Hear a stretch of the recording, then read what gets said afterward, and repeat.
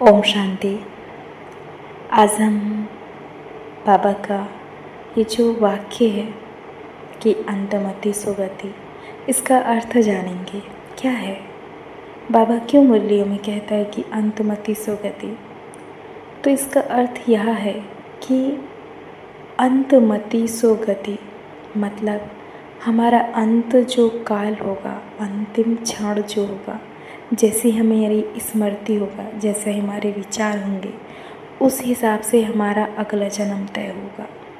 तो बाबा वो क्या बोलता है कि अंतमति सुगति। तो हमें अपने अंत क्षण तक अच्छे विचारों का सर्जन करना है, अच्छे विचारों को सोचना है, जिससे हमारा अगला जन्म बेहतर हो। क्योंकि तीव्र पुरुषार्थ और लंबा पुरुषार्थ के बाद ही हमारा अंतमति सुगति, जिसमें अगर हमें अच्छा जीवन, अगला जन्म चाहिए, तो उसके लिए हमारा अंतमति सुगति अच्छा होना चाहिए। इसलिए बाबा मुरलियों में कहता है कि बच्चे, जितना अच्छा और ज़्यादा पुरुषार्थ जीवन चलेगा, इसी को बाबा बोलते हैं कि लंबा पुरुषार्थ।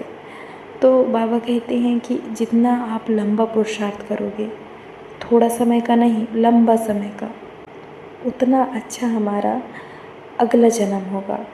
क्योंकि बाबा कहता है कि तुम जो पुरुषार्थ करोगे वो तुरंत तो तुम्हें दिखेगा नहीं ना। हम रोज़ खाना खाते हैं, ऐसा तो नहीं कि महीने भर बाद हम खाना खाते हैं, महीने भर हम नहीं खाना खाते हैं, हम खाना रोज़ खाते हैं ना।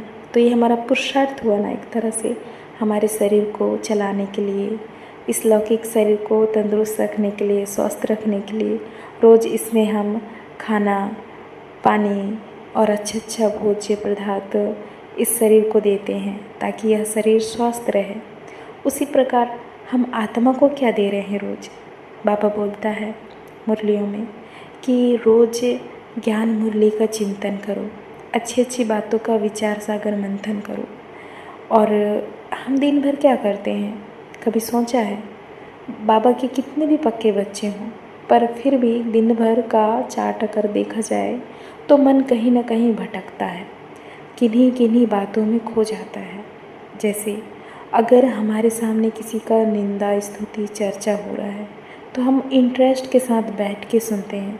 अच्छा, वो बहन ने ऐसा किया, अच्छा वो भाई ने ऐसा किया, अच्छा उनके परिवार में ये चल रहा है, अच्छा हाँ, हम इन्हीं बातों में अपना पूरा समय व्यर्थ कर देते हैं। और जब बाबा याद आता है तो अरे, हमको तो बाबा को याद भी करना है। ये क्या बात हुआ? बाबा को याद करने के लिए क्या समय निकालना पड़ता है? नहीं ना। जो अपना है उसे याद करने के लिए समय थोड़ा ना दिया जाता है। वो तो चलते फिरते, उठते बैठते, खाते सोते जगते 24 घंटे याद आता है। सपनों में भी वो याद आता है।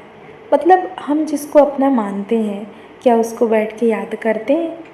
घर पे परिवार में, लौकिक परिवार में अगर माँ है, पिताजी हैं, पूरे परिवार है, तो क्या बैठ के याद करते हैं? अरे आज तो मुझे मम्मी को याद करना है, नहीं मुझे पापा को याद करना है। क्या हम ऐसा सोचते हैं? नहीं ना। याद निरंतर और स्थिति अच्छी बन जाती है कि पेरेंट्स हैं, माता पिता हैं, परिवार के सदस्य हैं, लौकिक परिवार है, तो उनको याद करने की दरकार रहती है कि वो ऑटोमेटिक याद आ जाता है। ऑटोमेटिक आता है ना।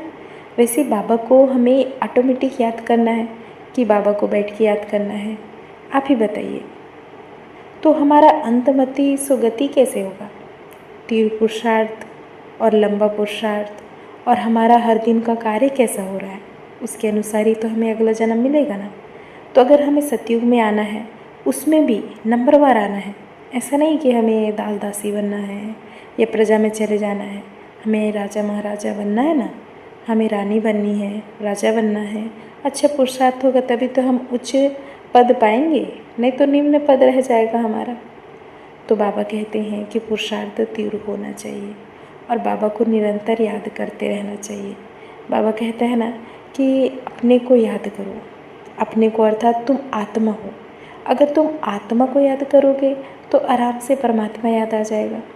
मतलब बाबा बोलते हैं, जब तुम खुद की स्थिति को पहचान लेते हो कि तुम कौन हो, अर्थात अपने को आत्मिक दृष्टि में देख लेते हो, तो आत्मा को याद करना मतलब अपने बाप को ऑटोमेटिकली याद करना कि अच्छा हाँ ये मेरा बाबा है, और मुरलियों में जो ज्ञान की पॉइंट मिलती है उसे चिंतन करो, तो आपका सारा दिन कैसे जाएगा आपको पता भी नहीं चलेगा।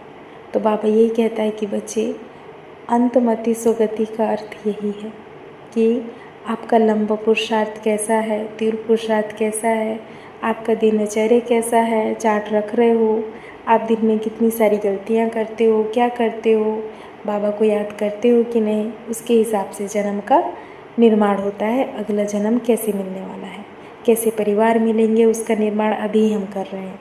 तो बाबा को याद करना, तीव्र पुरुषार्थ करना और बाबा से मीठी मीठी रूहरियान करना, बाबा प्यार करता है इसका ध्यान रखना और बाबा से रोज़ और ज्ञान की बातें करना। अच्छा, ओम शांति। शुक्रिया बाबा, शुक्रिया।